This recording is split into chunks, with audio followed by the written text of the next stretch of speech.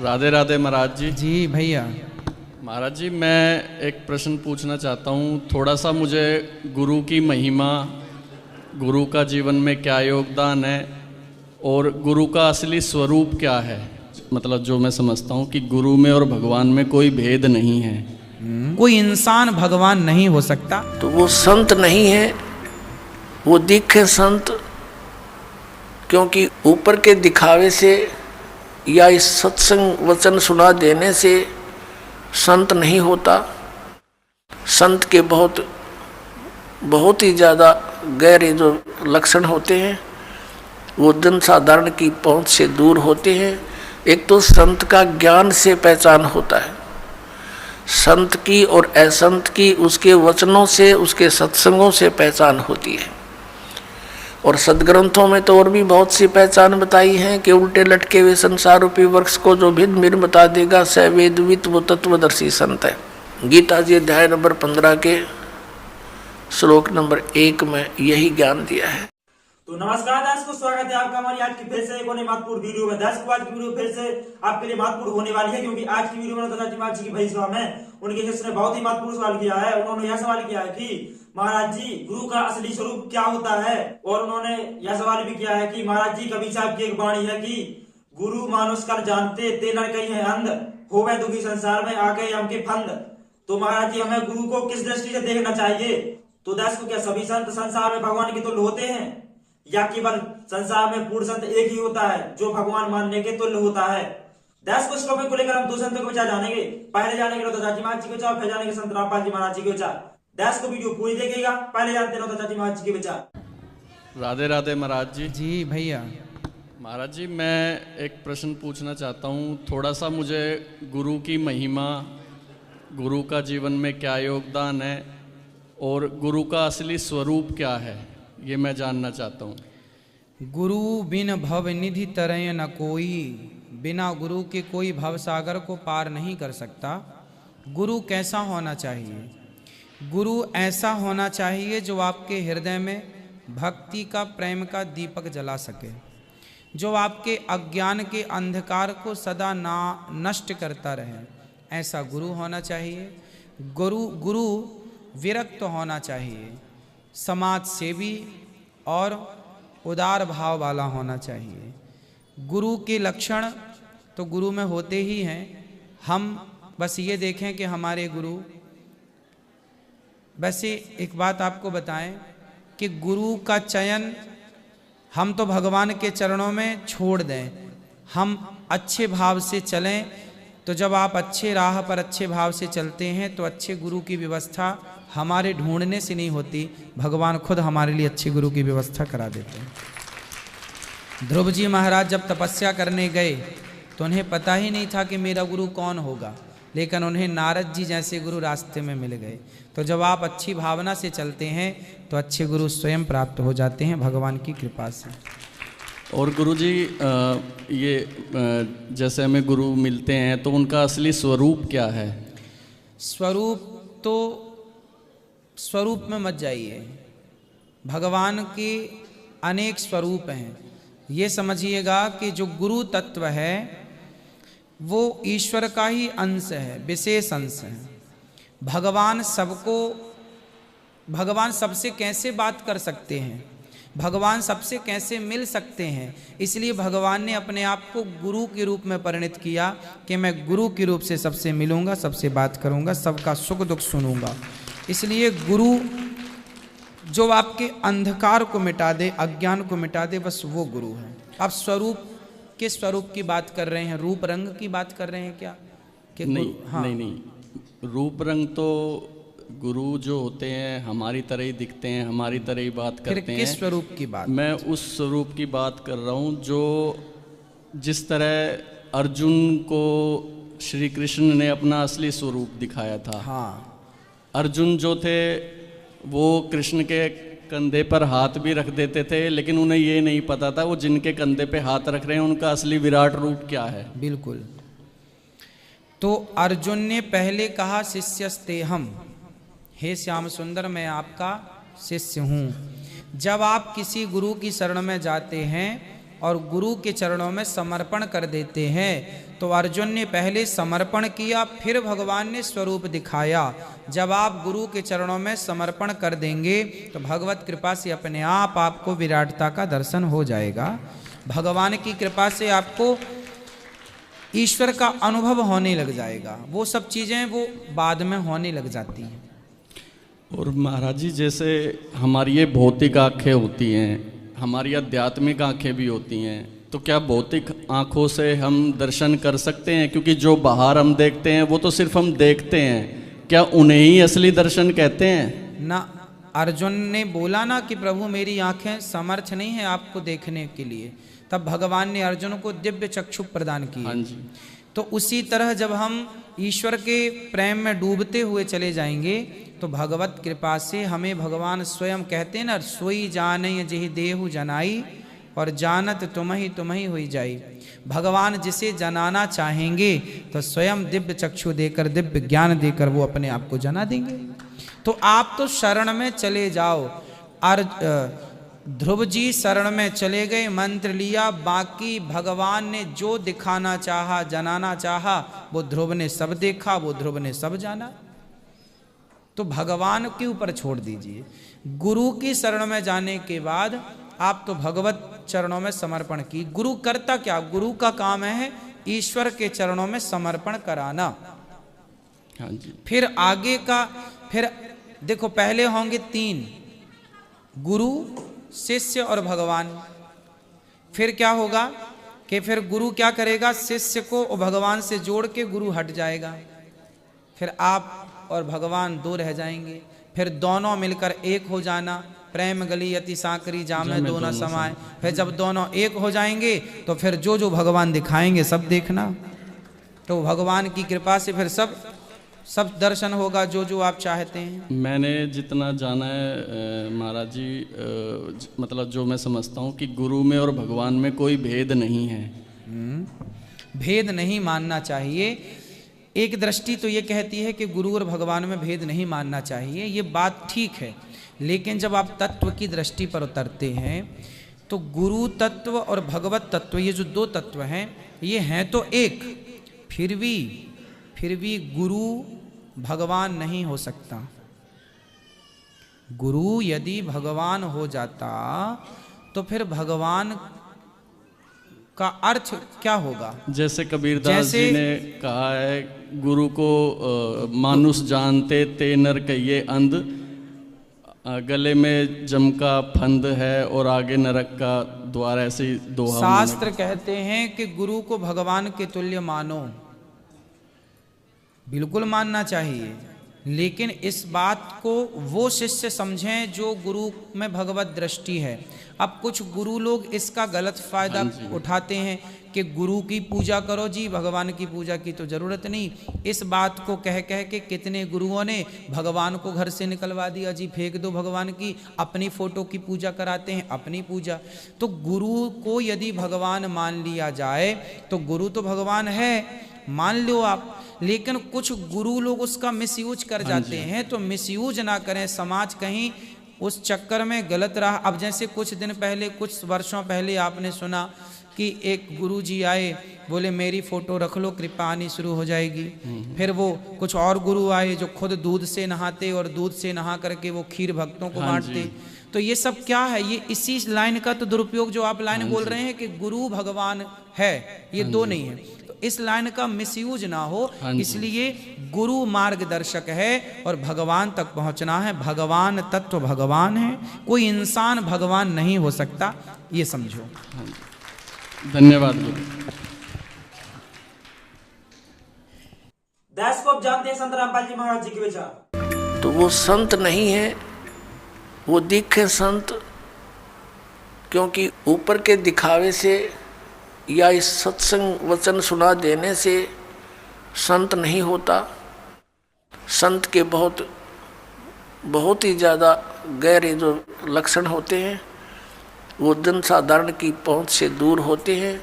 एक तो संत का ज्ञान से पहचान होता है, संत की और असंत की उसके वचनों से, उसके सत्संगों से पहचान होती है। और सदग्रंथों में तो और भी बहुत सी पहचान बताई हैं कि उल्टे लटके हुए संसार रूपी वृक्ष को जो भिन्न भिन्न बता देगा स वेदवित वो तत्वदर्शी संत है। गीता जी अध्याय नंबर 15 के श्लोक नंबर 1 में यही ज्ञान दिया है। और संत की और असंत की पहचान उसके ऊपर के दिखावे से नहीं होती, ऊपर के आडंबर से नहीं होती, उसके ज्ञान से होती है। और फिर समाधान के मंत्र से होती है। ज्ञान भी सुना कर कोई किसी से मिलता जुलता कह सकता है, लेकिन उसके पास उस रोग के नाश करने की, इस हमारे जन्म मृत्यु के रोग का नाश करने की और प्रारब्ध के अंदर आने वाले कष्टों का निवारण करने की औषधि नहीं है, वो सही मंत्र नहीं है, तो वो कितनी ही बातें बनाता रहे वो संत नहीं है। और किसी व्यक्ति ने इस दास से सुनकर और ये मंत्र लेकर तीनों और स्वयं संत बनकर इनको दान करने लग जाता है, देता है, तो वो डुप्लीकेट लाइसेंस बना रहा है, क्यों वो अधिकारी नहीं है। वो गुरु की आज्ञा के बिना स्वयं ही नाम देता है तो वो निगुरा है और वो अधिकारी नहीं है, उससे उपदेश लिया हुआ भी व्यर्थ ही है। तो इन सब बातों से हमने सावधान रहना है। अब क्या बताते हैं परमात्मा, कंठी माला सुमरणी पैरे से क्या हो, ऊपर डूंडा साध का अंतर राख्या खो।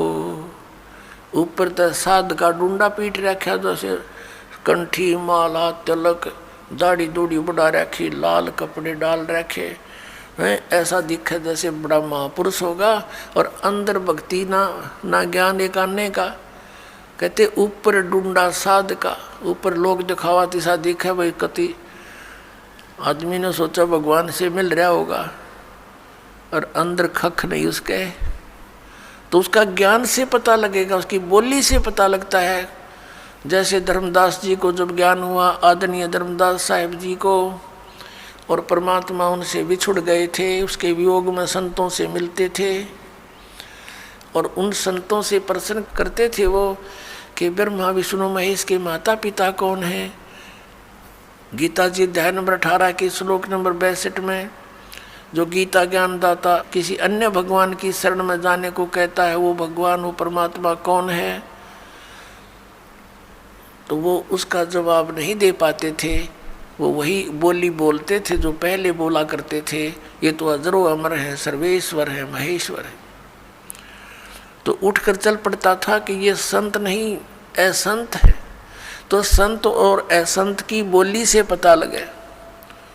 कबीर परमेश्वर जी कहते हैं, खरना होवे केहरी कबहू सिंह की खाल उठाए।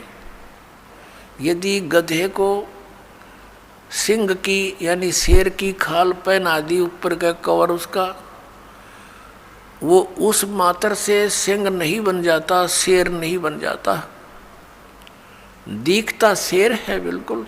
एक समय एक कुमार ने कुबद सूझगी, उसने कितने कोई शेर की खाल पाएगी पड़ी हुई, शेर मरा पा गया, उसने वो खाल खुल तार तोड़ लिया उसकी कितने तो काट पीट के, और उसने अपने गधे पर डाल दी, पूरी फट कर दी, और उसको रात के समय खेतों में छोड़ दे, वो जाके किसानों की फसल खावे। रखवाले देखें चांद की चांदनी में निकट जावें, क्या बढ़ गया क्या आ गया, देखे वहाँ पर शेर खड़ा फसल खा रहा, शेर सिंह, तो वो भाग ले बुरी तरह, गाँव में आकर रुक गए, मर गए, शेर आ रहा शेर आ गया। अब रखवालों ने उधर जाना भी छोड़ दिया कि रात में शेर आवर फसल खावे, काफ़ी चर्चा का विषय बन गया। एक दूसरे कुम्हार को पता चला कि भाई शेर फसल तो खा नहीं सकता, देखते हैं कोई गधे पे खाल ना डाल रखी हो किसी ने। उसने सोचा कि भी चल पहचान करते हैं, गांव वालों से कहा भी चलो आज शेर पकड़ते हैं। वो कहने लगे नहीं भाई नहीं, उधर नहीं जाना। वो कहने लगा भी चलो तुम मेरे साथ चलो, वृक्षों पर बैठ जाना ऊंचे चढ़कर। वो 2-4 गधे ले गया अपने, और जहाँ वो शेर आता था उसी के आसपास वो गधे छोड़ दिए। और वो बैठ के ऊपर वृक्षों पर। अब डर उसको भी था, कुमार को भी, कहीं सचमुच एक शेर ना हो, चलिया तो पहचान हो जाएगी, बेगा गधे ने खा लेगा और क्या होगा। तो थोड़ी देर के बाद उन गधों ने अपनी बोली बोली, हू करने लगे। वो शेर भी ला गया हू करने, वो आया भाग गया और उन गधों के पास आकर हू करता करता खूब मस्ती में उसकी वह खाल उतर गई ऊपर तक। और गधा का गधा, तब रखवाले उतरे, अरे सचमुच तो गधा है, उसको मार को धमका निकम्मे तने यूं के जुल्म कर दिया। तो पुण्यात्मा परमात्मा कहते हैं कि गधे की और शेर की पहचान उसकी आवाज़ से होती है। वो भी हू करता है, जब कहने लगे भाई यूँ तो गधाए है, शेर को नहीं, शेर की आवाज़ को नहीं, वह बोली ही नहीं है शेर वाली। तो इस प्रकार संत और असंत का ज्ञान उसके वचनों से, उसके सत्संग से, उसके ज्ञान से होता है। अब फिर क्या बताते हैं, गुरु मानुष कर जानते ते नर कहीं है अंध, ओ है दुखी संसार में फिर आगे काढ़ के फंदे। कहते ऐसे महापुरुष को एज ए तुम मनुष्य ट्रीट करोगे तो लाभ नहीं मिलेगा। उसके लिए परमात्मा क्या कहते हैं कि गुरु गोविंद कर जानियो, रहियो शब्द समाए, मिले जब दंडवत बंद की, नहीं पल पल ध्यान लगावे। कि गुरु को परमात्मा जानकर आप व्यवहार करना। अपने आत्मा एक सीधी सी बात है, जैसे ये दास परमात्मा ने भेज दिया, तो दास वो परमात्मा नहीं है जिसकी आपको चाह है। लेकिन इस दास को एज ए गॉड ना मानोगे, भगवान की तरह नहीं मानोगे, तो वो भगवान नहीं मिल सकता। अब जैसे एक गणित का एक प्रॉब्लम आती है, गणित में एक प्रश्न आता है, उसमें मूलधन ज्ञात करना होता है, बाकी दर भी टाइम भी सारा कुछ दिया होता है। तो उस मूलधन तो अरबों खरबों में होता है, अरबों खरबों का अमाउंट कई करोड़ रुपए का होता है। तो उस कई करोड़ अरब खरब के मूलधन को जानने के लिए आपको मानना पड़ता है सपोज मूलधन इज 100 रुपीज। जो मूलधन है वो 100 रुपये, मान लो मूलधन 100 रुपये मानकर हम सवाल निकाला करते, प्रॉब्लम हल करते थे। तो वो प्रश्न का हल ऐसे ही होगा, ना हो ही नहीं सकता। लेकिन वो 100 रुपये मूलधन नहीं है, लेकिन वो मानना पड़ेगा, तब उससे वो दर निकलेगी और उसके बाद फिर कैलकुलेशन करके हम निकालते हैं। वो ओरिजिनल मूलधन तब प्राप्त होता है, तब हम सफल होते हैं। इसी प्रकार आप जी ने इस दास को मानना पड़ेगा। मान लो रामपाल भगवान, रामपाल वो भगवान नहीं है।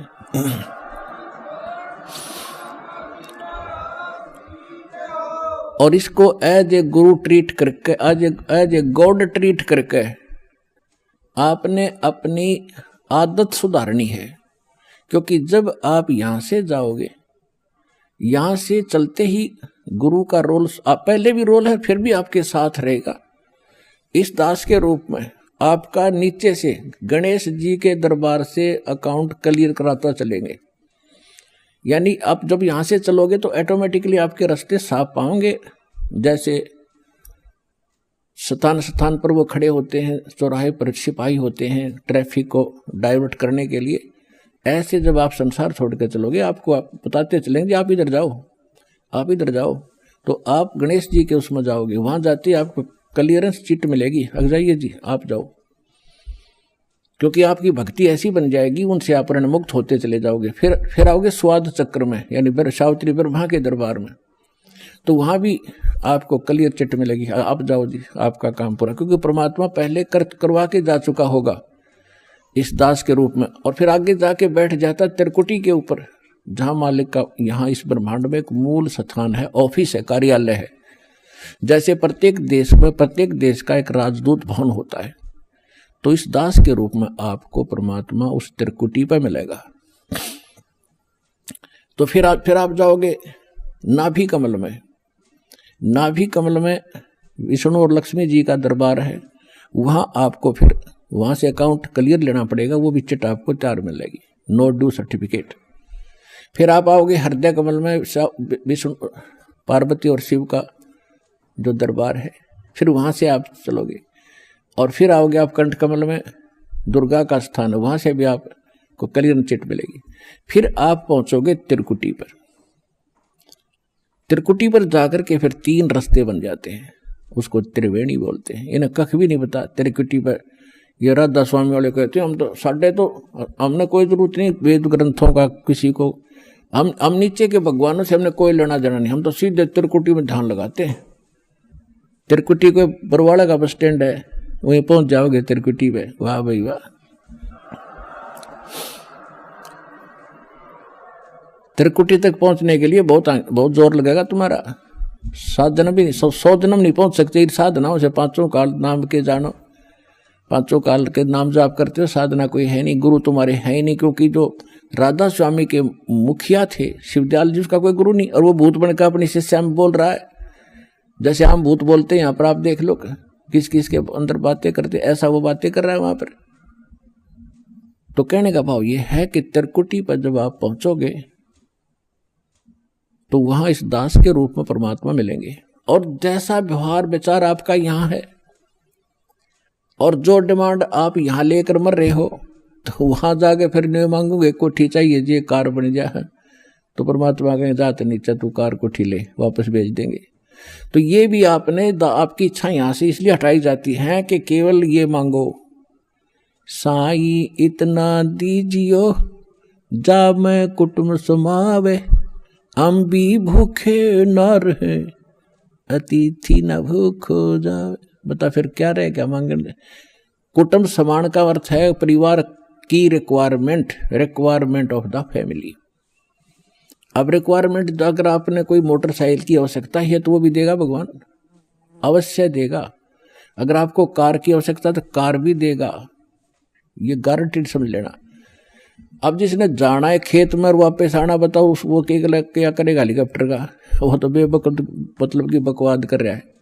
तो इस तरह की और फिर कहने अभाव ये मान ले कार मिल गई, जब के कौन सा तो देवता बन गया, निर्धन भक्ति कर रहा है, मजदूर भक्ति कर रहा है। भक्ति भगवान को प्यारी है, भगत भगवान को प्यारा है, तो भक्ति करनी पड़ेगी।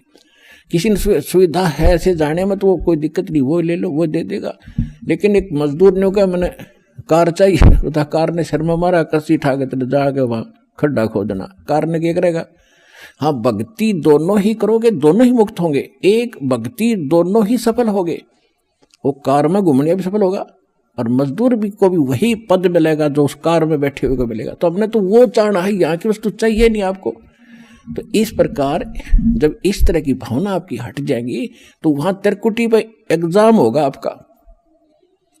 जैसा व्यवहार जैसा विचार आपका यहाँ इस दास के प्रति है, भगवान देखता रहता है। कहते मौला बैठा मोरचे और देखे जन की भेड़, दवा 10 कोट जम किंकर तहां एक नाम की खेड़। अब जैसे यहाँ आपको तरीके बताए जाते हैं, उदाहरण और एग्जाम्पल दे दे के, कथा सुना के, कि परमात्मा जब तपस्या पर आए काल के इस लोक में, तो धर्मदास जी को परमात्मा बता रहे हैं कि जब मैंने उस काल को ये कहा, परमेश्वर कबीर जी बता रहे हैं कि जब मैंने उस काल को ये कहा कि मैं नीचे जाऊंगा और सब जीवों को बताऊंगा तो भगवान नहीं है, और सब गलत मंत्र जाप कर रहे हैं, उनको यथार्थ ज्ञान दूंगा, यथार्थ मंत्र दूंगा और सब जीवों को पार करके सतलोक ले जाऊंगा। तूने बहुत दुखी कर दिया इनको, भगवान की आत्माओं को। तब वो काल इतना ताकतवर है कि मेरे ऊपर झपट्टा मारा मारने के लिए, तो मैंने सतनाम का जाप शुरू कर दिया। और जो ही मैंने सिमरण किया श्वास से, ऐसे गिर गया जैसे पक्षी की पांख कट जाती है। तो कहने का भाव ये है कि जब आप पर कोई आपत्ति आती है, प्रथम मंत्र मिला है तो उसका सिमरण कर दिए शुरू, और सेकंड मिला है सतनाम तो सतनाम का सिमरण शुरू कर दीजिए। सारनाम मिला है तो वो तो कहना है क्या है, वो सिमरण कर दिए। तो तीनों ही एक जैसा प्रोटेक्शन करेंगे यहाँ की आपदाओं में। तो यहाँ परमात्मा हमें बताना चाह रहे हैं, तो यहाँ हमें बताना चाह रहे हैं कि जब कोई भी आपत्ति आवे तो अपने श्वास का सिमरण आपने शुरू कर देना चाहिए। और उस श्वास उसके अंदर जैसे मौला बैठा मोर्चे और देखे जन की भेड़, भेड़ माने भिड़ंत, यानी किस तरीके से ये लड़ता है। जैसे एक सैनिक है और उसके पास बंदूक है, गन है, अब वो गन न छोड़ के और पत्थर ठाको मारने चल रहे तो किसा क्या कल है उसके अंदर। तो आपको ये सतनाम, ये नाम की एक बंदूक दे रखी है, हथियार दे रखा है इस काल के दूतों के साथ लड़ने के लिए। अब जब आपके ऊपर आपत्ति आती है, यम के दूत आते हैं, चाहे परमात्मा ने लिखा, गरीबदास जी ने लिखा है कि वो परमात्मा आपकी हर गतिविधि देखता भक्त की, और आपको ये भी देखता है कि वो किस तरह से उनसे निपटेगा काल के दूतों से। कहते 12 करोड़ यम के दूत, 4 दूतों की तो बात ही छोड़ो जो तुम्हें लेने आते हैं। अगर 12 करोड़ यम के दूत सामने खड़े हों और आपने एक सिमरण कर दिया, वो 12 करोड़ न्यू पड़ेंगे, जाके एक दूसरे के ऊपर उछलते भागते नजर आओगे, न्यू मैदान साफ कर जाएंगे।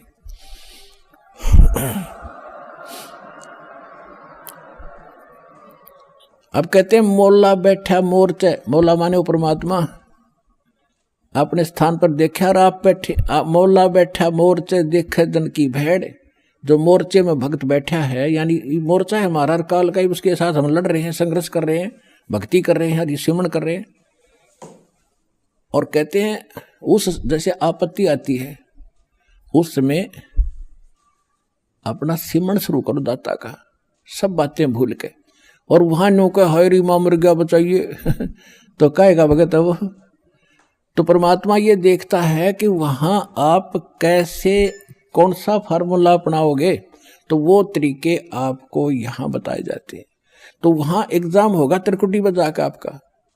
तो यहाँ परमात्मा कहते मौला बैठा मोर्चा देखे दिन की भेड़, आपकी लड़ाई देखता है, बढ़त देखता है, यो कैसे मुकाबला करता है। बंदूक धर के पत्थर ठाता है या बंदूक दिखावा है, तो फिर ज्यादा फर्क पड़ जाए, बंदूक दिखाते हैं तो सिमरण स्वरूप नाम के सिमरण से संकट टलेंगे। और कहते हैं 12 कोट जम किंकर जहां 12 दूत यम के दूत सारे के सारे आपके सामने आ जाओ, और एक नाम की खैड़, खैड़ माने टक्कर नु मारा सब गिरता चल है, तगड़ा आदमी होता है। तो ऐसे वो मंत्र की इतनी जबरदस्त शक्ति है, क्योंकि ये ज्ञान जो बोला गया था सिंपल और अनएजुकेटेड व्यक्ति थे, उनको सिंपल लैंग्वेज में समझाना था। तो वो परमात्मा आपकी बढ़ंत यानी आपकी एक्सरसाइज देखता है कैसे कर रहा है। तो वो जैसे इस दास के साथ आप व्यवहार, जैसे आप यहाँ डिमांड करते हो, तो धीरे धीरे देखो प्रथम बार को भगत आता है उसको तो कंपलसरी है, वो तो मांग गएगा, और ये भगवान देगा ही देगा, इसके घर में कोई घाटा है कोई नहीं। ज्ञान इसलिए दिया जाता है कि तू क्या मांग रहा है उतना मांग ले जितनी तुझे जरूरत है, और बाकी भगवान पर छोड़, उसने क्या पता नहीं मेरे बच्चे को क्या आगे आवश्यकता है। आगे तैयार खड़ा पाओगा आपका, आपसे पहले खड़ा मिलेगा, इसको किस चीज की आवश्यकता है। पति भरता जमी पर जो जो धर पाओ, समर्थ झाड़ू देत है ना काटा लग जाए। तो आप उसके हो गए, तो फिर आपके जीवन रूपी सफर में झाड़ू लेकर कहते हैं मैं उसका दास हूं। दास किसे कहते हैं? गुलाम को। भगवान दास भी पीछे रह जाए, लेकिन भगवान आपकी पुकार से सुनते ही आगे खड़ा पाओगा, और उसको पहले भी खड़ा पाएगा कि मेरा बच्चा आ रहा है, और साफ कर दूं कि देश के कर्म के कांटे ना चुभ जा। तो इतना आपने इस मालिक में समर्पित होना पड़ेगा पतिव्रता की तरह, तब वह लाभ होगा।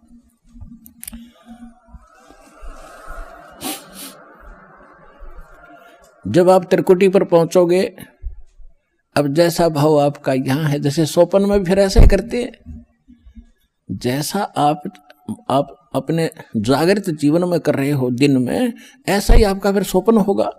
इस स्वप्न दिन में कोई केले बेचे रेडी लगा के बाजार में, वो करता ले 10 के 20, 10 के 20, 10 के 20, 8 के 20, 8 के 20, ऐसा नहीं मिलेगा। तो सपने में फिर वो नहीं बोलेगा ले लो 10 के 20, 10 के 20। तो अब जैसा रिहर्सल आप यहाँ कर रहे हो, जब आपकी मृत्यु होगी आपको स्वप्न होगा, और उस स्वप्न में आप जो यहाँ कर रहे हो वहाँ बोलोगे जाके भगवान के दरबार में, भगवान के सामने। तो इसलिए पहले देखो, ये तो मालिक है, आपको टाइम देगा पूरा, आपकी उम्र बढ़ाओगा जब भक्ति नीत रखोगे तो, और तब तक आपकी यहाँ की संसारिक सुविधा भी सारी सेट कर देगा, क्योंकि उसको मालूम है ये जीव है। और कितना ज्ञान सुना ले, जब तक, अब सीधी सी बात है, जब तक पैर में काटा है, इतना कितनी सलाह दे ले जूता पहन ले, जूता पहन ले, कतई नहीं पहन सकता। वो तो काटा काट निकालना ही पड़ेगा जब जूता पहनना है तो ये दास आपसे भक्ति करावेगा तो आपके ये कर्म के काटे ये दुख जरूर दूर करेगा, ये गारंटी समझे।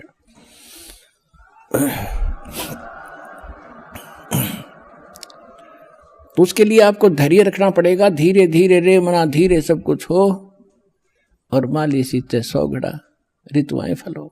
फिर गुरु मानुष कर जानते, गुरु बिन माल, गुरु मानुष कर जानते ते नर कहीं है अंध, ओ है दुखी संसार में फिर आगे काल के फंद। परमात्मा आपको तिरकटी पे मिलेंगे, वहां जाते आप समर्पित हो, जैसे दंडवत करोगे तो देखोगे मुंह की तरफ, और परमात्मा जिधर जाएंगे आप पीछे पीछे वहीं भाग लोगे, वहीं साथ जाओगे। तो वहां आपको धर्मराज के दरबार में ले जाया जाएगा। गेल जाएंगे दत्ता साथ में इस दास के रूप में। भाई कर ले गुरु वकील मुकदमा भारी है।